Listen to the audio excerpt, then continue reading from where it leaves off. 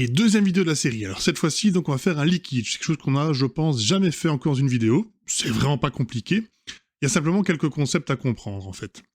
Il y a 3 gros concepts dans les liquides Blender. Il y a, premièrement, la source du liquide. Donc c'est un objet qui va être soit décomposé en particules d'eau, enfin de liquide, soit qui est une source infinie, en fait, de particules de liquide. Bon. Voilà, donc ça c'est Blender qui le fera de toute façon, mais c'est un type d'élément qu'on va utiliser. Puis il y a le domaine. Alors le domaine, c'est une sorte de zone, une forme autour des autres, et en fait il n'y a que dans ce domaine que Blender va calculer les interactions des liquides. En dehors, il s'en fout complètement. Donc forcément sans domaine, pas de simulation.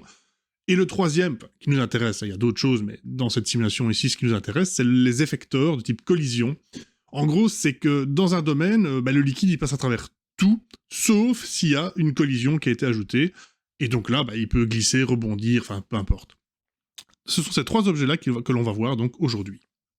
Alors, pour notre lettre, on va faire comme dans l'autre. On va d'abord l'isoler, donc on va cliquer dessus, / pour l'isoler. Donc, encore une fois, la géométrie n'est pas top, donc on va commencer par remesh.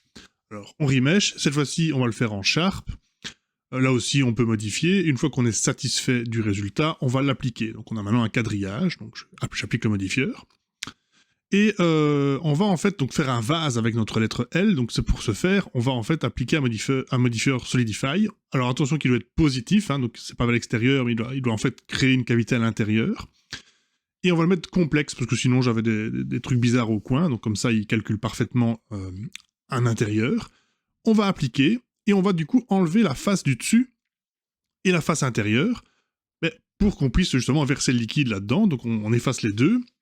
Et ensuite, avec un Alt clic gauche sur les bords, et Shift Alt clic gauche pour sélectionner ensuite l'autre bord, mais d'abord ce premier, on va l'amener à la hauteur de l'autre. Donc on se met en mode magnétique, on fait GZ, hop, et ça se verrouillera sur l'autre.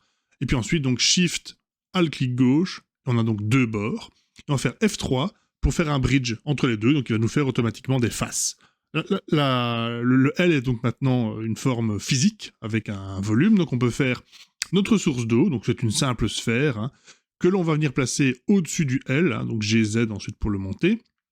La taille, peu importe. Et une fois qu'on a ça, on va faire un Quick Liquid, donc F3, Quick Liquid, et ça va créer automatiquement un domaine, donc qui pour rappel est la zone dans laquelle on simule tout ça. Alors on va le mettre à une taille raisonnable autour donc de la lettre, donc avec Scale.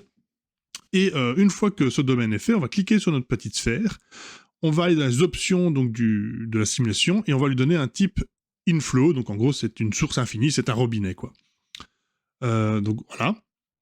Ensuite, le L, lui, sinon il ne se passera rien, donc on va le transformer en effecteur de type collision, et on va augmenter le nombre de... Enfin, l'option pour que ce soit une meilleure gestion de la collision. En gros, il y aura plus de calculs. Et ensuite, ce que je fais simplement, c'est augmenter aussi la qualité de la simulation. Et pour commencer, on va calculer simplement sur 50. On met en modulaire et on va faire un bake. Blender va donc simuler des particules d'eau. Et on a ceci, sauf que j'avais un bug, donc il m'a fait aussi la lettre L, je ne sais pas trop pourquoi, parce que j'ai peut-être fait des tests avant. Donc ce que je fais simplement, c'est sélectionner tout, je décale un petit peu sur l'axe Y, et je refais un bake. Et cette fois-ci, j'ai donc bien une simulation, donc j'ai bien de l'eau qui coule, sauf que ça sort du L, à mon avis parce qu'il n'est pas assez épais, donc j'ai été dans les options du L pour augmenter sa tension, ou plutôt son épaisseur en fait. Et en faisant ça, je rebake à nouveau donc ma simulation, et cette fois-ci, l'eau reste bien dans le L et le remplit. Donc je suis satisfait, sauf que j'ai des particules. Moi je veux un mesh, je veux des objets.